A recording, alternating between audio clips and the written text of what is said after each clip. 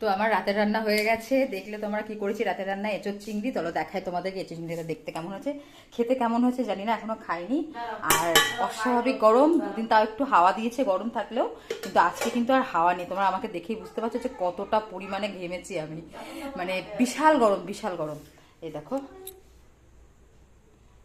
এই যে হয়ে গেছে রান্না।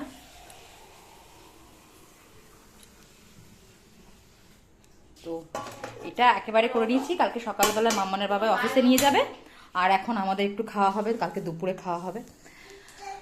আর করেছিলাম ডাল সেদ্ধ, মুসুর ডাল সেদ্ধ করেছি, আর ভাত আছে, আর ওবেলার মাছের ঝোল আছে, মাছের ঝাল আছে, মা বানিয়েছিল মাছের ঝাল, সেই মাছের ঝালটা আছে, এই দিয়েই খাওয়া হবে রাতে। তো এখন মানে ঠান্ডা জল খেতে পারলে বাঁচি। মাম্মা হ্যাঁ ঘরে ঢোকো, যাও আমি যাচ্ছি। তো চলো রাখি, মামানের বাবা অফিস থেকে চলে এসছে, এই যে মেয়ে, গরমে নাজেহাল অবস্থা।